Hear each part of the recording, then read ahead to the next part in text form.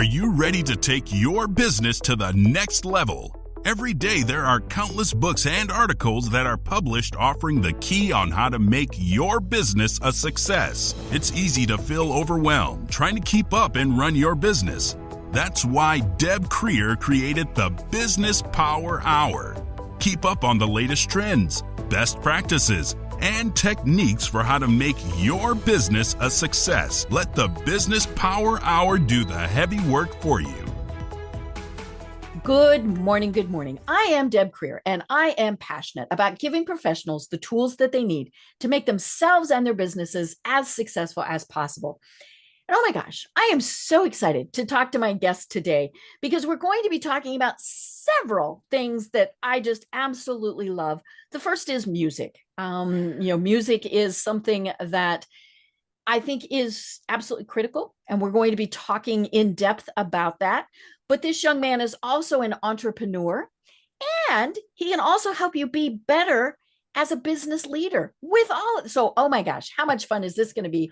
Please join me in welcoming Stephen Ridley to our program today. Welcome, Stephen. How are you? Thank you very much, Deb. Thanks for having me. And a little jet lagged, but very happy to be here. I love it. Yeah. Thank you for having me. Normally, he's across the pond. As you can tell, he has just a little bit of an accent. But as we record this, he's actually in the States. That's right. Well,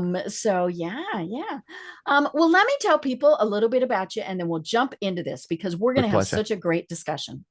So Stephen Ridley is a former Wall Street banker turned internationally acclaimed pianist and founder of the Ridley Academy, where he's helped over 35,000 students worldwide unlock their musical potential.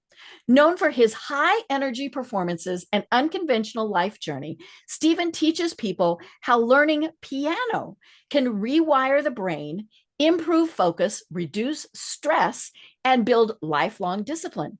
He has performed for royalty, celebrities, and entrepreneurs across more than 40 countries, proving it's never too late to start something new and transform your life through the power of music. Oh my gosh, I get goosebumps just reading that.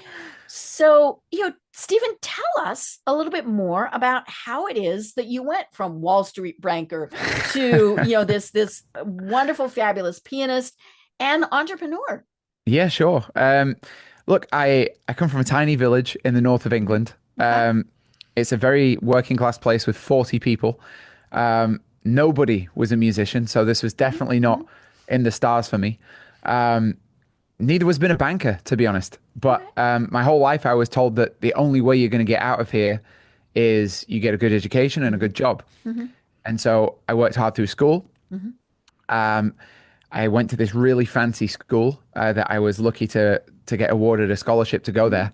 I didn't tell, it was full of really rich kids. I didn't tell any of them that I was on a scholarship. Mm-hmm. I pretended I was kind of one of them. Mm-hmm.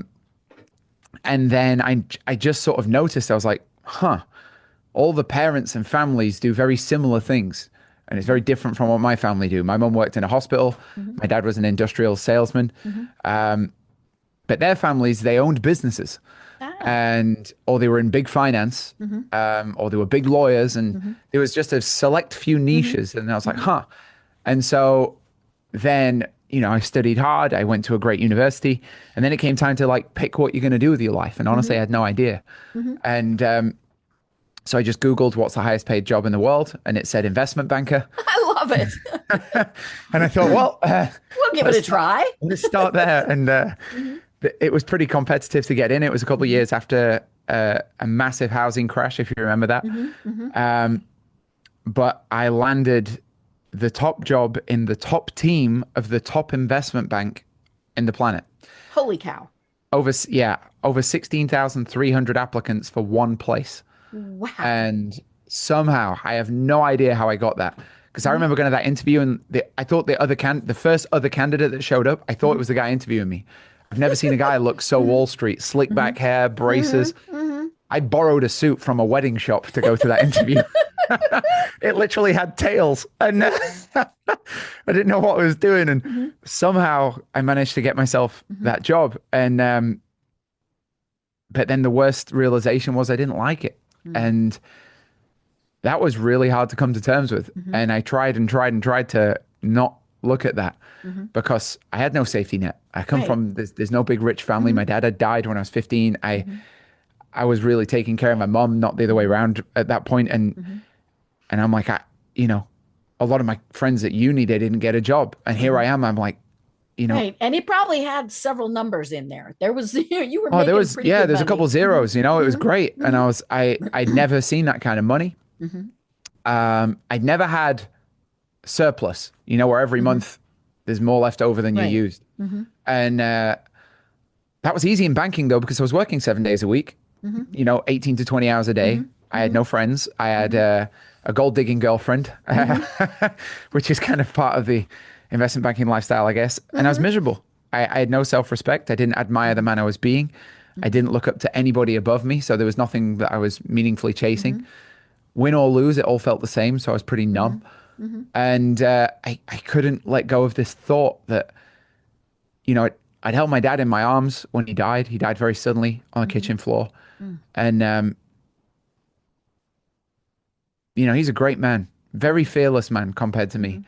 But when he was dying, I saw he knew he was going to die. It took about 3 minutes, had a heart attack. And I held him in those 3 minutes trying to save his life. And I just saw all of those things he told me his whole life. You know, one day I'm going to do this, one day I'm going to do that. I saw all of those dreams, all of those good intentions, his whole plan, and it's over. It's just all that falls to pieces in that moment. And that left a huge impact on me. And so when I found myself in this life, very much like my dad working a job I didn't like, I'm like, how many zeros is it going to take to sacrifice a life? And how many years would I do that? And turns out the answer was 2. And after 2 years, with absolutely no plan and also no safety net, I lost all the money on a stupid trade on the Japanese stock market 2 weeks before I quit. I quit with literally nothing. No safety net, no plan, no idea what I was going to do. And I walked out of that job. I knew I had a golden CV, resume, whatever you want to call it. You know, great degree, triple first class honors, worked at the top bank. So you could go back to it if you had to. Probably wouldn't be able to go back to that one because of the way I left. Yeah, that little bridge was burned.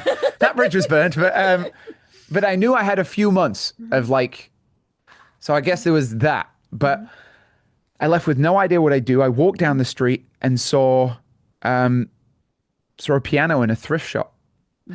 And I'm in total shock. What have I done to my life? And piano's always been my like self-therapy. It's been this healing power to me. I was like, oh, I just want to sit down and play a few notes. And I walk in this shop. I didn't even ask. I just kind of sat down, undid my tie and started playing. Immediately, I'm in the great elsewhere, or whatever you want to call that. It's this instant eject button that I've enjoyed my whole life. It was the way I would get out the village. I just sit on the keys and I can be anywhere. And then this big dude comes in and interrupts me. He smelled of stale alcohol and old cigarettes. And he said, you want to play that piano, you got to buy it. And it was £100. So I bought this piano, and it's a big old piano. And then he helped me lug it out the front of the shop. And so now I've just got this piano in the street, and I thought, all right, I'll just do this. And I'll just play right here. I'll just play right here. And I figured I'd give it him back at the end of the day. I sat down to play this first song. I was utterly petrified. Didn't know why. Still don't really know why. But I'd not felt anything in so long, and it was lovely to feel petrified. I remember. You felt something. Yeah, exactly. I felt something. My heart's beating. This is living, whatever this is. And I closed my eyes real scared, and I start playing. I kind of like wasn't really there for a minute.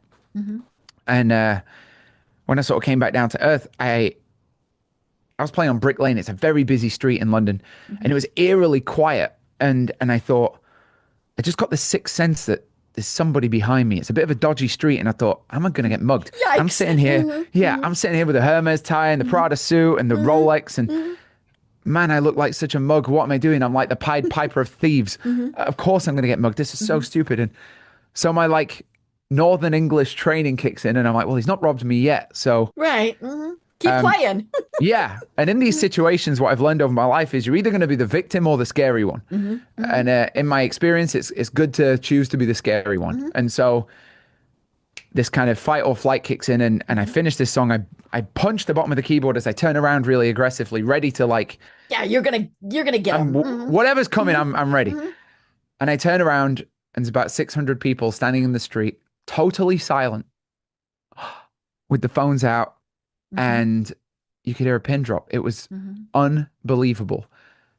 And that was the start. That was when I was like, whoa. And the first time in my life, I convulsively cried. Don't know why, just so much pent up emotion came Yeah, out. it just yeah. Like whatever that was, it was a rebirth. And then for like an hour, all these people are coming up, telling me the most personal stories and sharing with me stuff. I mean, I've never had that connection with another human being. I've never had so many people being so lovely to me and opening up. And I was like, wow. I threw my hat on the floor because I'm English and awkward. And it filled up with coins and notes. And I looked and I was like, what? I can eat tonight. Yeah. And I was like, hold on a minute. I knew how much I made per minute in banking because I hate my job so much. I used to do this calculation all the time. Well, if I work 18 hours today, what did I get paid per minute? It's depressing. And I would count down my days like that. And so I went and I counted this hat and I was like, well, I played for like 5 minutes. I made £16.34 and a krona, which worked out to be about 25 US. I was like, hold on. If I did that for like an hour and blah, blah, blah. I was like, holy moly, this is free money. I realized Doing what you love. Yeah, that's exactly right. I realized money had a price. And this morning, the price I was paying was all my passion, all my sanity, all my happiness, all my fulfillment. But this money that I just earned, I mean, that was free money. I did the thing I love the most. And I almost feel guilty that people gave me money for that. That's ridiculous. I feel like I got away with something and still feel like that. And so I walked right back out. I sat on the piano and I played for the next 9 months, every single day from 8 in the morning till 1 at night. Not because I had to, not because I had a boss, not because somebody was making me, out of pure. There's nothing I would rather do. I found this crack code where I'm able to do something. I didn't even realize how much I loved music, honestly, until that moment. I'd always been doing it, but I didn't realize it was my passion until I really leaned into it. And it sort of becomes one through leaning into it. And 5 minutes at a time, I feel like Mick Jagger, and I'm stopping hundreds of people and I make hundreds of friends. And I just became rich in all the ways that is important. And that was the beginning. That's how it started. I love it. I love it.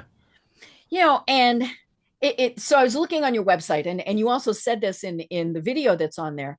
Life is something that either happens to you or happens because of you. And I love that statement. And everything that you said all ties that together, right? And I've had some serious illness. And one of the things that I made a decision to do was to not have a bucket list. Right? I don't want my headstone to say, I wish I would have. You got it. And, so you make it happen. And, somebody was telling me, well, their bucket list was to go on a cruise around the world and they probably couldn't afford it. Well, they were probably right. But I told them, I said, okay, what else could you do where you could do? And I said, what about the library? What about museums? If you're wanting that culture, there's so many places you can get that culture, and so, and I think we put stuff off. You're quite a bit younger than I am. But we're always thinking, I'll do it when I retire. I'll do it after the kids are grown. I'll do all of those things. And you never know when that might not happen. It's true. I mean, that's the sad thing. And so I love that you're all about, okay, this is the moment, we're going to do it. Yeah. I attribute that. I had a lot of death in my life at a young age. A lot of people around me died. A couple of suicides in the family, very brutal suicides. Friends dying at school, young people. Best friend got cancer. It was just always there. And I've always had one eye on that. And it can be really stressful to know that that's coming. But I don't know. I have the same thing as you. It's the hardest thing, by the way. I frequently, I'm talking to people about, whatever kind of person. they have a kid or a relative or someone who's been through the piano school Mm-hmm. and they've had these great results, and so they say, oh my God, I really like to do that. And I'm like, you should do it. And then I'll normally get some form of one day. Oh, Mm-hmm. one day, like when I leave Right. school, or when I get Mm-hmm. a job, or when I get a home, or when the kids leave Mm-hmm. home, or when I retire, and I just see like, I'm like, yeah, but everything that you've got in your life came because you didn't say one day. Mm-hmm. And everything you haven't got in your life came because Mm-hmm. you found another reason not to. And it's that simple. It's like there's no great like the guy who wants to go on the cruise that, you give this Mm-hmm. example of somebody who wants to go on a cruise. Mm-hmm. There's a million ways to make that happen. Mm-hmm. And it doesn't need to be that time Right. consuming. Maybe you You could make work on the yeah, on the you ship. make it a passion Yeah. project. You Mm-hmm. write down, all right, let me list out Mm-hmm. 100 ways that I could make that happen Mm-hmm. until one of them indicates to me. Mm-hmm. And then go. Let's make it an Right. adventure. Let's make it a game. Mm-hmm. Let's not make it too serious. Mm-hmm. And let's see, can we pull it Mm-hmm. off this year? Mm-hmm. In 1 year, I'm going to fund the cruise. Right. Mm-hmm. And let's, if you've got a husband or a wife, let's Mm-hmm. dig in together, make that a Mm-hmm. fun activity we do Mm-hmm. together. Like there's a million ways to get Mm-hmm. anything done, but it all Mm-hmm. starts with like, are you going to do it now Mm-hmm. or are you not? Right. And indecision is the root of all evil to me. Mm-hmm. And I still have that on certain areas of life, but I really try and police it and knock it out. Mm-hmm. Yeah, yeah, Right. very true. Well, and uh, one of the things that I think always stops us, or at least slows us down, are the little voices, right? The little voice saying, "You can't do that." Mm-hmm. When I was saying that I was going to go to college. I mean, I am a baby boomer. I'm in the very end of the baby boom, Okay. and people said, "Well, girls don't do that," and especially because I wanted to go and be a lawyer. I like to argue. So I was going to go be a lawyer, right? And, and people, including my guidance counselor. Now, I had really, really good grades. That was not going to be a problem. But all these people saying, you can't, the little girls don't do that. And luckily, I had a mother that said, you do what you want to do. Now, fortunately, common sense kicked in and I did not become a lawyer. But it's all about the voices in our head and then the voices outside. Do you have a teacher who encourages you? Do you have your parents who encourage you? You had the memory of your father that guided you, and it's really easy to ignore them, right? Or believe them. And it's really brave to say, I'm going to do this. I say something, I said this accidentally on stage once, and it was like one of those accidentally profound things. Mm-hmm. And I now say it all the time. And I don't know where this came from, but I was standing on stage and somebody shouted out from the audience something to the effect of like that they wanted to be like me, which is a very weird thing to shout out because even I don't want to be like me sometimes. And I'm like, huh. And I said, well, what do you mean? And we ended up having this back and forth on stage. Anyway, the line that I said to them, their dream was to be an ice cream man. And they were Australian and they were working as a flight attendant going up and back and forth between Latin America and USA. But their dream was to go back to Australia and do an ice cream truck and drive it all over Australia. And I said to them, well, chasing your dreams is brutally hard, so brutally hard. But the only thing harder than that is not chasing your dreams. The only thing harder than that in my life experience is waking up every day and knowing today's not the day. And that's the hardest thing in the world. And whilst like my dreams evolve as I get closer to them, then I set the bar a little further. And that's a fun thing to me. And I'm under no illusion. It's not easy at all. I don't really want easy. And, but the only thing that was harder was the 20 years before that I spent my whole life frustrated. And why is my life not how I want it? And the real frustration is never that my life's not how I want it, because the happiest time in my life when I quit banking was I left a penthouse. I got rid of a Porsche. I got rid of the gold digging I girlfriend. was going to say, I'm assuming the girlfriend went. Yeah, she disappeared as soon as I quit the job.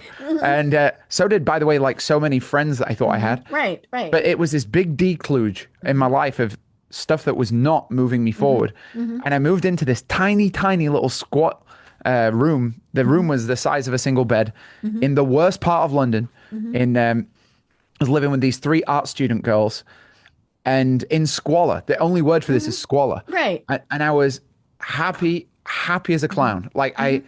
because I didn't care where I was. I knew for the first time in my life, I'm at least on the road. Like I'm Right. climbing a mountain right now, and I'm climbing a mountain that I want to climb. And maybe I'll make it to the top and maybe I won't, but finally I'm actually having a go. And that was such a rush, and it's continued to be a rush. Because I think that freedom is playing a game that you want to play. I think that fulfillment is the act of really giving it your all on a game that you want to play. And I've had a lot of success, and I've had a lot of failures, a lot more failures than success.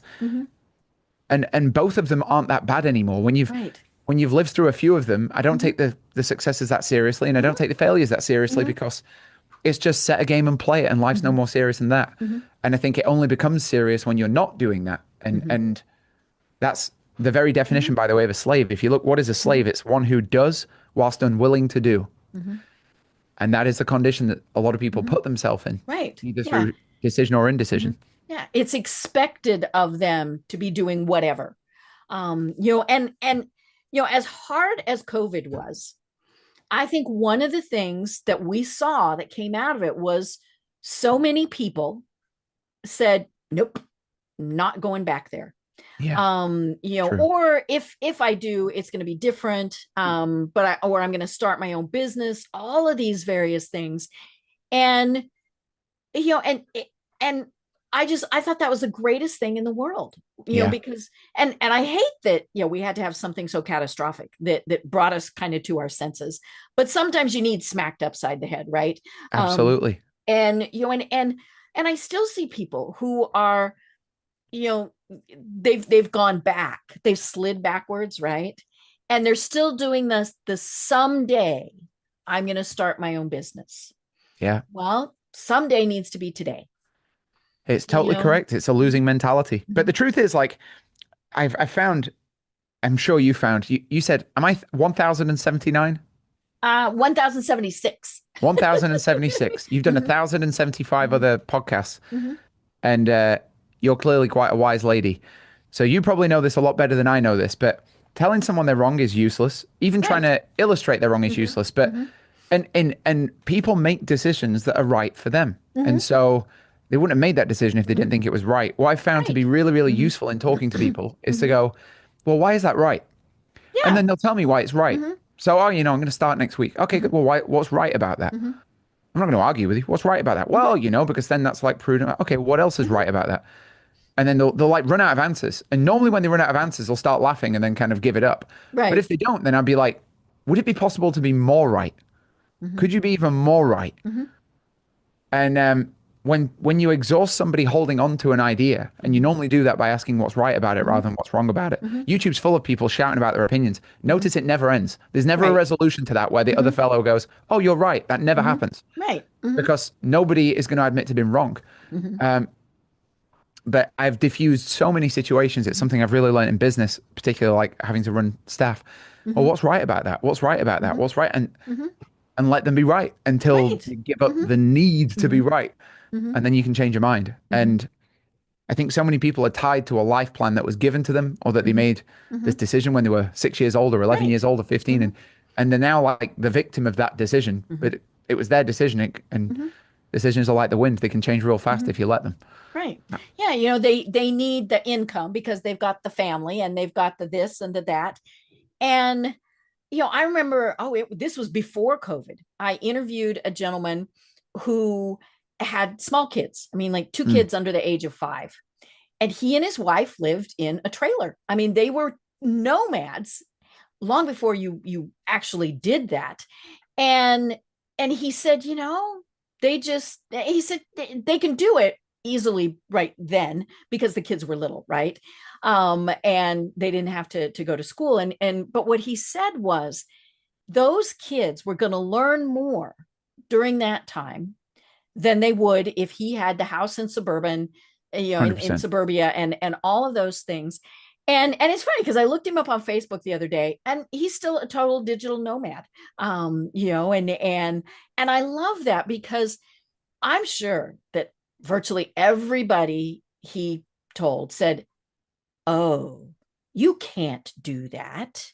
Yeah. Like why are you, those kids, and And it's like, well, but it worked for him and it worked for the kids. And, you know, it may reach a point where the kids are going to say, I want to play football. I want to be in band. I want to do, and so I need roots, right? I need to be out of school.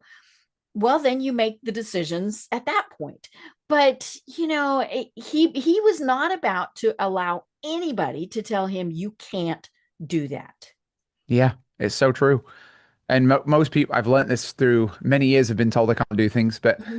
normally when somebody says, I just automatically change it in my mind now. If somebody Mm-hmm. says to me one of these rules, you know, girls can't be lawyers or you Mm-hmm. can't do this or but I just change the you to an I because all they're Mm-hmm. really telling you That's is what I it can't do is. this. Yep. Mm-hmm. Yeah. Yeah. And they're Yeah. right. Mm-hmm. They can't. Mm-hmm. Well, and another thing that I find a really common thing when a lot of people come to me and they'll tell me their Mm-hmm. dreams and things like that. And I'm Mm-hmm. like, oh, you know, and they're kind of scared by the magnitude of Mm-hmm. their own dreams because it's so much bigger than what they're doing and it Right. seems unreal. I Mm-hmm. remember that when I went into music, I was like, Mm-hmm. I mean, I don't know any, like, okay, I know like really famous musicians and then that's it. I don't Mm-hmm. know anybody who's like making a living from music. Mm-hmm. And so I have this like fixed idea that, you know, musicians are really hard life and it's going to Mm-hmm. be poverty and blah, blah. Mm-hmm. And I don't want Because that. that's the stories that people tell. That's the story, right? Mm-hmm. Mm-hmm.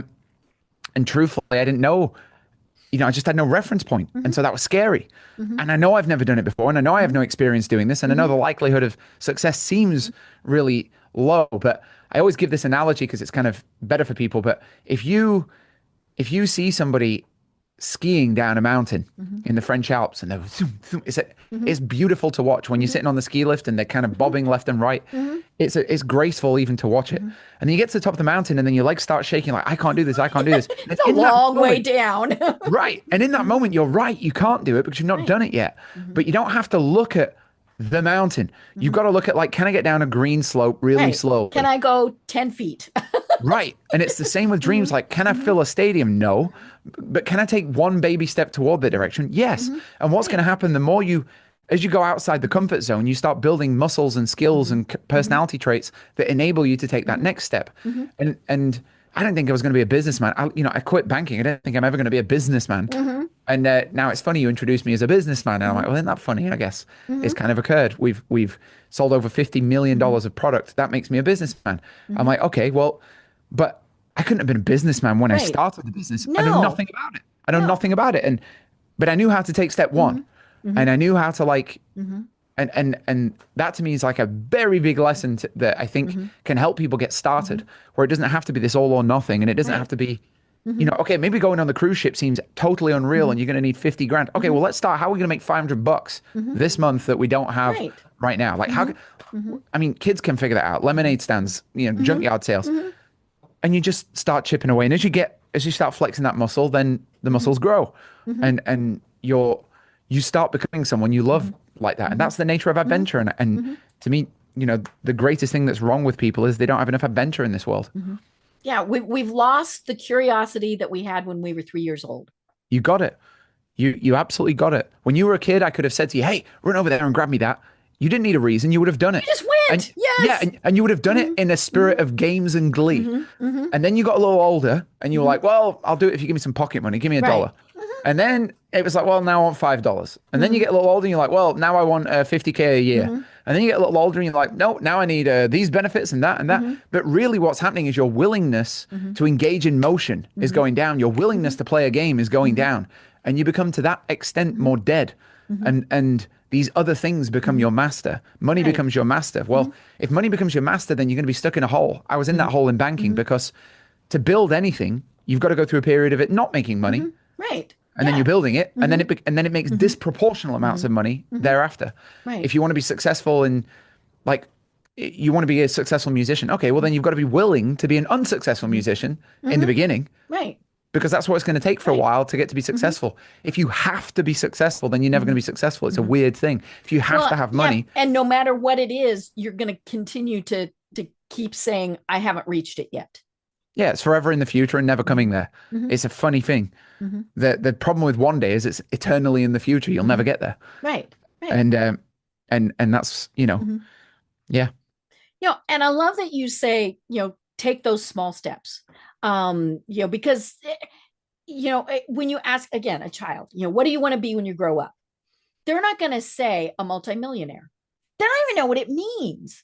They might say a fireman or whatever. I mean, but it's funny. My background is marketing. And one of the things that they taught us in marketing school was that you should, and I fully, you have to have goals. That's what all this is, right? But they said you have to have what they called BHAGs, big, hairy, audacious goals. So you're going to say, okay, I want my business to make $5 million. Okay. And that's great, but you got to have the other stuff in between, because when you don't do that $5 million, you give up. And so it's okay to kind of have those big goals, but you need the achievable goals. Now, should they be stretch goals? Sure. Like you said, easy's no fun. So maybe it's okay. I'm going to have 5 new clients. Yep. Whatever it is that is achievable, but you had to work for it. And then it's okay. Now what's the next step? Yeah. And honestly, I would go even further than that. This is going to be a controversial statement, but I don't believe there's such a thing as hard anymore. I used to. I used to even lie to people, and I felt so guilty about how much I enjoyed my life that I pretend it was hard work. And so I'd be like, oh yeah, flying out, I've always got jet lag, and I love it. Are you kidding? I'm like getting paid to fly around the world. That's amazing. But I used to, so I wouldn't offend them or upset them. Seem like you're bragging. Yeah, I'd pretend it was harder or more toiling than it was, but it isn't. And now I go even further, and I would say if we take this analogy of steps, and you want to do the 5 million, great. You should do the 5 million. It's a great thing. It's gonna help you contribute to your community on a greater level. It'll help you take care of your family. It'll help you that's a great goal. Great goal. In fact, make it bigger. Put a 0 on the end. Why not? But to make that looks difficult. But and then you say, okay, well, you break it down into steps, and if those steps look difficult, then you just keep breaking them down until they don't. Because let's say okay, I love this example that you gave of I want to go on a cruise, because on the one hand it seems audacious, and on the other hand it's very attainable. So okay, I want to go on a cruise. All right, well then let's find something you can sell. And you're like, oh yeah, but I'm gonna have to sell I don't know. Let's just do the math. Let's say it's 20K. Okay, so then 20K, I've got to sell 500 things. What is that? $40. $40 a pop times 500, and you've got 20K. Okay, what can I sell for $40? I don't know, whatever, a recipe book. Maybe your mum's recipes. Great. So you make a recipe book. People love recipes, and you go out there and you're like, oh, I can't sell 500 of these. Okay, well, can you sell one? Right. Well, I don't know. Okay, we'll make a list of 4 people. Are you willing to call 4 people? Well, I don't know. Well, can you call one person? Okay, can I call one person? Great. So let's just start with that. If you break it down enough, it's easy. And all hard is lots of easy steps. And the quicker you get through them, the quicker you achieve hard. But what's amazing is as you start going, you're able to take bigger steps, and you start sprinting, and you start running, and you start actually enjoying it. And it's I don't like running. I hate running. Oh yeah, I'm there with you. Yeah, right. But if I can't, I want to. I get muffin top. I'm like, I better go and work out. And I make this deal with myself. I'm like, all right, well, maybe I won't work out, but let me at least walk. Okay. And I'll put on my trainers and I'll take a walk. All right. And as I walk, I'm like, all right, well, maybe I could speed this up a little bit. Well, I could, and I kind of inch by inch talk myself into it, and then I'm doing it pretty quickly. Same with the gym. Let me just sit myself in the gym. I'm gonna just show up. Right. A good friend of mine, he says 99% of success is showing up. Right. So true, because but it's a baby step, and you don't have to have the rest of the steps figured out. In every step of my career, everything that I've ever achieved, looking back, it's so obvious, and I can sit here and pretend to be really smart and tell you how I did it. Going forward, I had no idea. And podcasts weren't such a big thing when I was starting out, and so I was figuring this out the old-fashioned way of getting up and falling down. And that's the way you learn to walk. And you did that. You actually did that. That's why you're walking. You have that muscle. You have that tenacity and that ability to bounce. And did you get bumps and bruises? Yes. Absolutely. But you learned, don't walk into the coffee table, idiot. 100%. 100%. Oh, I've had, I've lost, I worked out over 12 years. I lost over $10 million. I've broke my nose 5 times. I got kidnapped twice. I've had random legal threats based on absolutely nothing. I've had to fight and grow. I've had betrayals. But I've also got laughter lines on my face. And I've got, for every scraped knee, I've got a crease in my stomach from laughing so hard. And that's adventure. And that's a life. That's living. that's what you want. That's a story. The Right. movie where nothing happens is not a good movie. And you know, And it's it's all scary, but the alternative is not acceptable, at least not to me. correct. Correct. And I think that's the thing is, do we want safe and secure? And for some people they do. And you know what? That's great for them. And we don't want to in any way disparage them. But for others, it's like, no, I need to take that risk. I need to take that jump. Yeah. All of those things. And if it doesn't work out, I mean, as long as nobody died and things like that, well, then it's okay. And of course, the important thing is to learn from those mistakes and those failures. And sometimes it's just a matter of, well, don't do that again. 100%. But sometimes it's okay. Well, I didn't have the right investors. I didn't have the right, whatever it is. And so then you can fix that. But yeah, just sitting and doing nothing, okay. And the problem is we see people every day who do that, right? And you have to take those leaps. I'm going to do another cruise analogy. So many years ago, I worked for an oncologist, a cancer doctor. Okay. And I love this man. He was way beyond his time, because, he would always tell patients, you need to believe in what we're going to do, because if you don't, then it's not going to work. But I remember we had this elderly patient, and it's really funny. I say she's elderly. She's probably my age, right? But I remember thinking she was elderly, and he told her, he said, yeah, this is going to be really rough. And she looked at him and she said, nope, not going to do it. She took that money that she would have used to pay for this treatment, which may or may have not been effective, would have been hard, all that horrible, awful stuff. And she said, I'm going on an around the world cruise. And, and so we packaged up her medical records, because if you die in a foreign country, it's a little difficult to get your body back. Right. And so we did all of that. And for quite a while, we would get postcards from her. And it was the coolest thing in the world, all of her various stops. And then they stopped. And what we decided was she found an island and a young island boy, and she stayed there. And who knows what happened to her, but we chose to think it was the best outcome. But she made the decision. She said, this is how, whatever I have left, this is how I'm going to live my life. And I mean, that was 35-ish years ago. And clearly I still really remember that. Yeah. And I'm sure it was a horribly scary. And can you imagine when she told her family, this is what's going on? Nobody said, can we help you pack? Right. They were all just, oh, mom, grandma, whoever, you can't do that. No, you can't. And God bless her for saying, but yeah, I mean, we have to do that. We have to do what our passion is.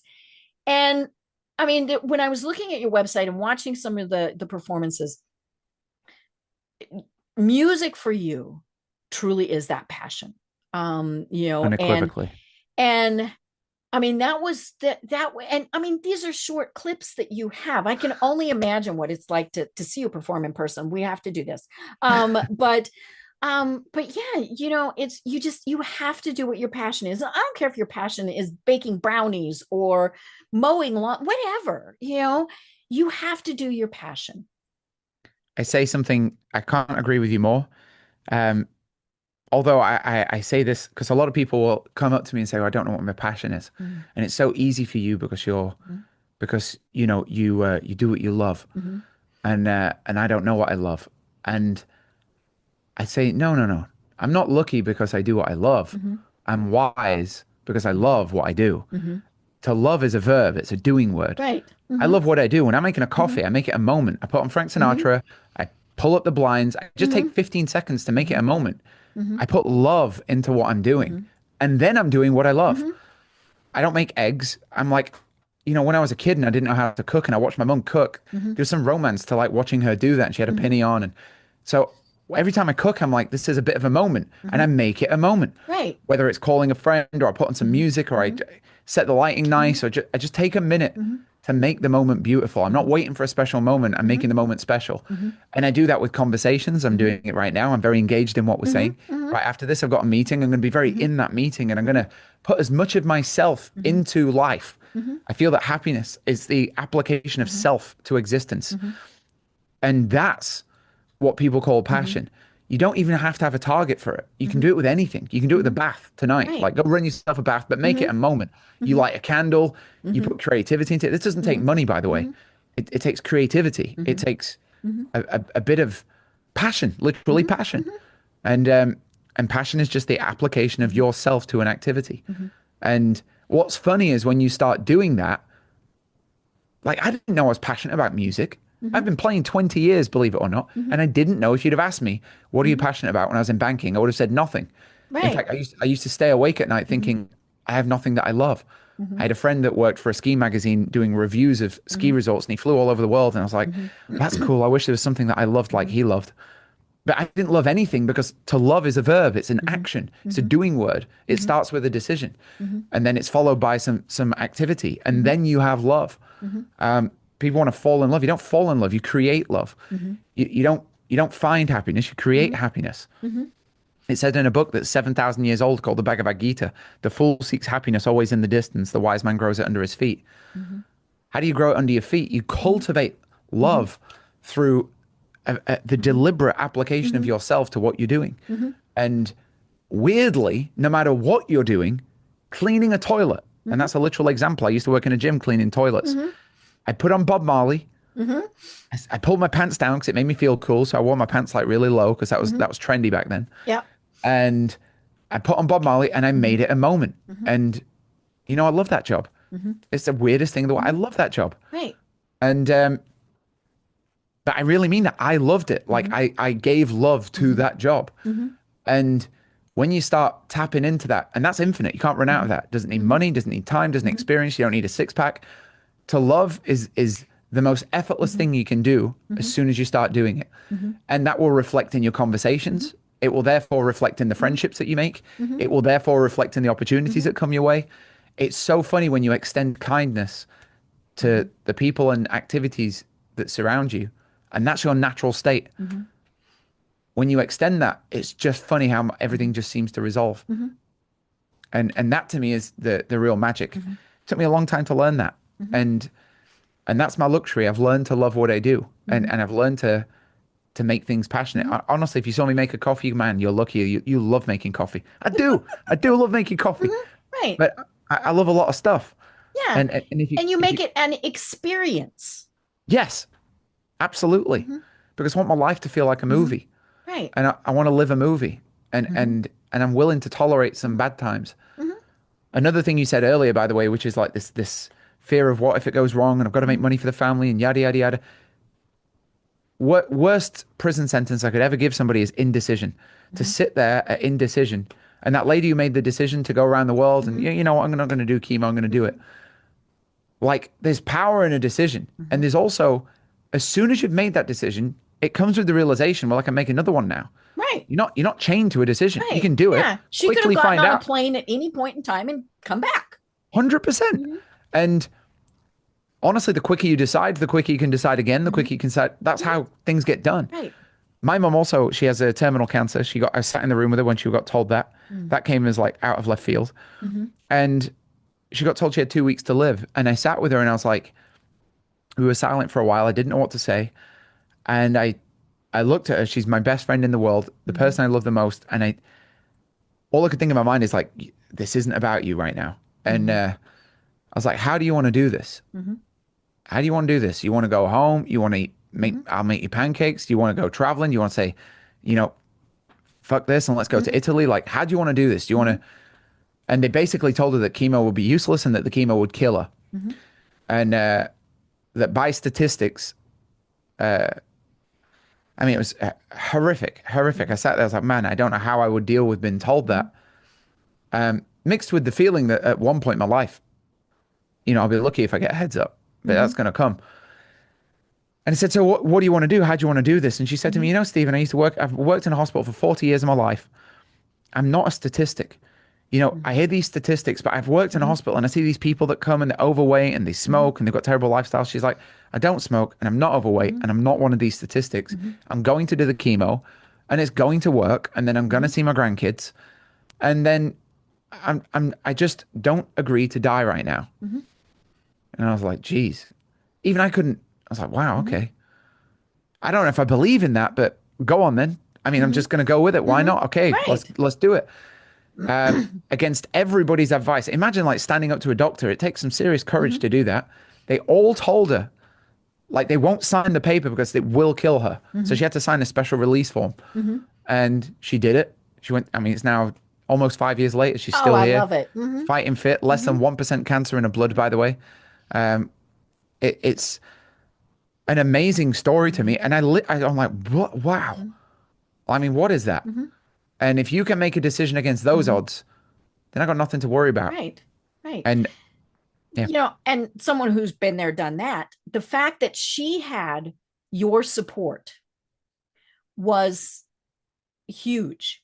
And yeah, I mean, I love that. And even if she had only lived 2 weeks, how was she going to live those 2 weeks? Right. She was not going to curl up her toes and die.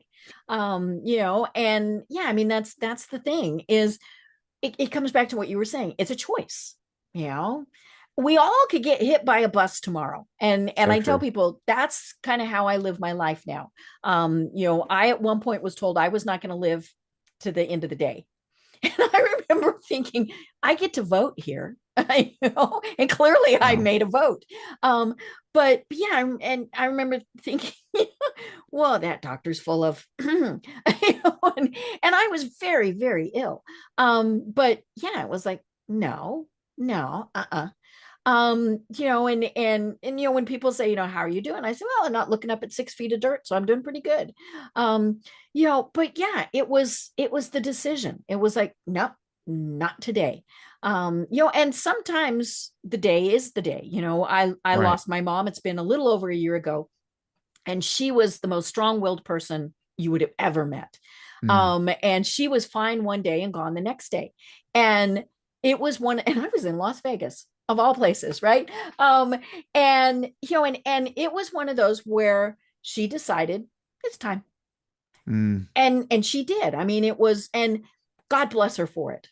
She was not going to go through a bunch of stuff. She was, and she told people, I've done everything that I wanted to do. Wow.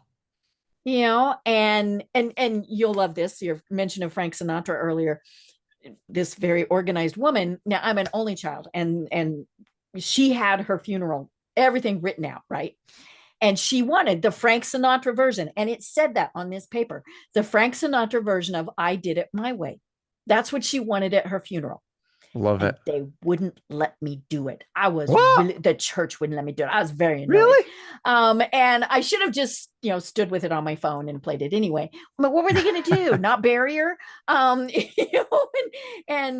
It was, but yeah, I mean, that was just the type of person she was. That was, she did it her way, and she very much did. And I think all of this ties into that. Wow. We have to do it our way. Doesn't matter if somebody says you can't do that. Well, too bad, so sad. That's your problem. It's really true. I really agree with you. Um, what a great life, by the way, to end a life and go, I did everything I wanted to do. Yeah. There's are people happy that you lived and hmm did you do what you wanted to do? hmm They're two great measures of a hmm great life. That's Yeah. wow. Oh yeah. And yeah, people, I talk to a lot of people, and one of the things that we say is, what is your legacy?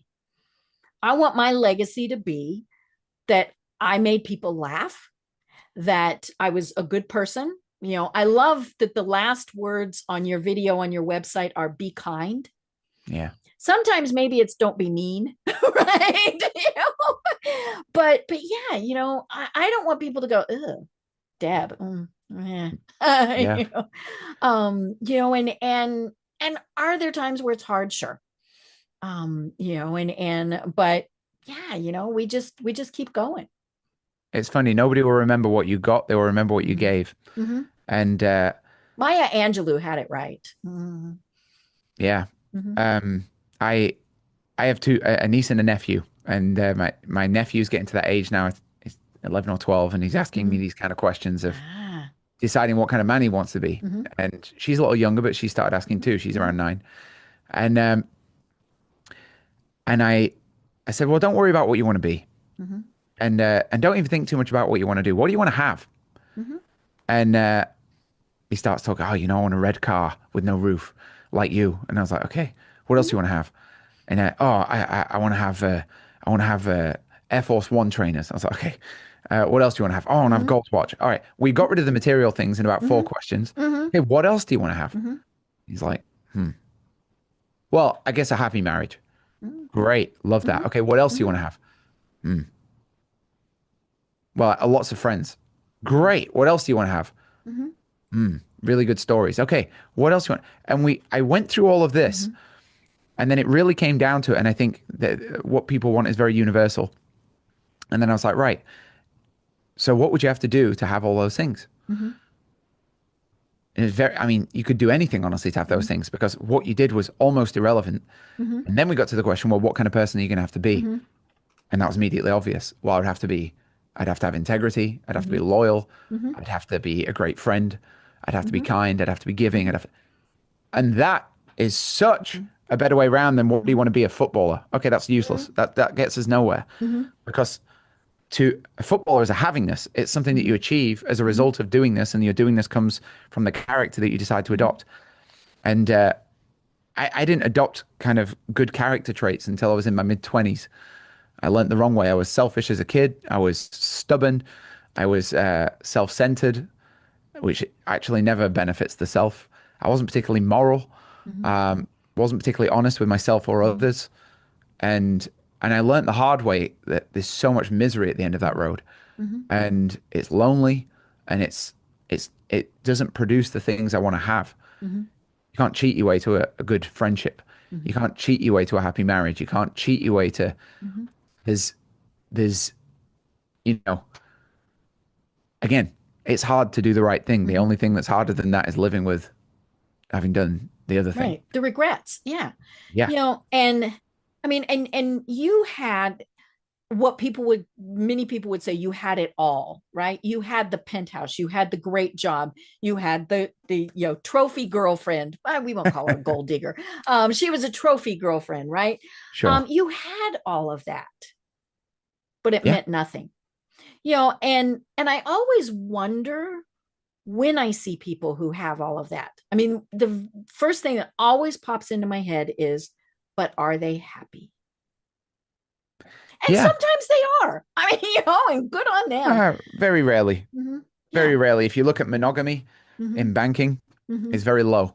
If you look Mm-hmm. at drug use, it's very high. These are not indicators of happy. Happy people Right. don't tend to No. run around doing Mhm. coke and cheating. Mm-hmm. If you look at the way that they spend money, which is kind of frantic and guising, Mm-hmm. there's a lot of indicators to that. And then I Mhm. meet these guys because now I'm at this different point in my life where I'm playing these very, very fancy shows and Mm-hmm. just played this Monaco Yacht Week show with Jason Derulo and all these multi-billionaires in the room. Mm-hmm. And they all get drunk. I don't drink. Mm-hmm. They'll get drunk and then they start coming up to me and telling me about their misery Mm-hmm. and confiding in me and I think, wow, that's the ghost of Christmas past Mm-hmm. and the ghost of Christmas future. And that said, it would be Mm-hmm. so easy. I look at them and be like, it'd be so easy to get out of this self-imposed prison that you've decided to put Mm-hmm. yourself in. And the same for everyone. It would just start with some baby steps and make a little list, Mm-hmm. pick a dream, make a list, break it down, and take a step today. Mm-hmm. You do that, you're going to start seeing a lot happen. Decide to apply kindness and love to life. You're going to magically see it starts getting easier. Mm-hmm. And don't take it too seriously because it's always got the same ending. Right. I think none of us get out of it alive, right? no, and whatever happens next happens next. But um, none of it's really that serious when you keep that in mind. Mm-hmm.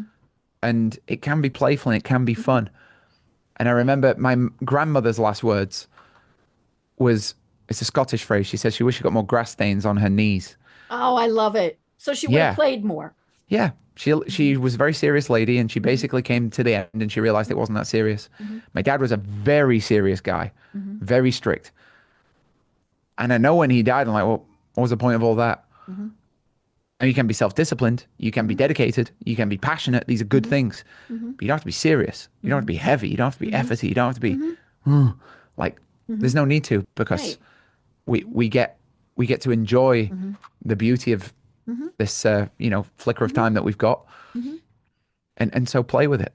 Mm-hmm. You don't Yeah. work the piano, you play the piano. Mm-hmm. And And when you that, work the piano, and because we see people who do that, right? yeah, You can tell that was me in sixth grade when my mother made me take piano. 100%. And Ugh. I have Mm-hmm. thousands of students that Mm-hmm. come in with the Mm-hmm. scars of those memories. Yes, And I'm like, the first thing I say is, so mhm. we don't work the piano here, we No. play the Mm-hmm. piano, Mm-hmm. and we're gonna. Mm-hmm. The whole point of this journey is to make this fun. The only Mm-hmm. reason to do this is to make life Mm-hmm. richer, to make it more fun, Mm-hmm. and we set that tone right at the Mm-hmm. start, and then that's how we go Mm-hmm. through it. Right. And through rainy days and sunny days, I think that's a winning attitude. Mm-hmm. Right. Well, oh my gosh, Stephen, this has been absolutely fascinating. And we didn't talk at all about how you work with music to help business people. And so we just have to have you on again. No Um, problem. because this was much better. Yeah, And it is, I'm going to go back to what I said earlier, and I didn't say it, you said it. Life is something that either happens to you or happens because of you. yep. And I want everybody out there to be thinking about that. Are there things that we have to do? Well, yeah, I mean, I do have bills I have to pay and things like that. But what can I do to make it enjoyable? And maybe I don't need those things that I'm having to pay those bills for. I mean, all of those You got it. things. You got Um, it. and so think about all that.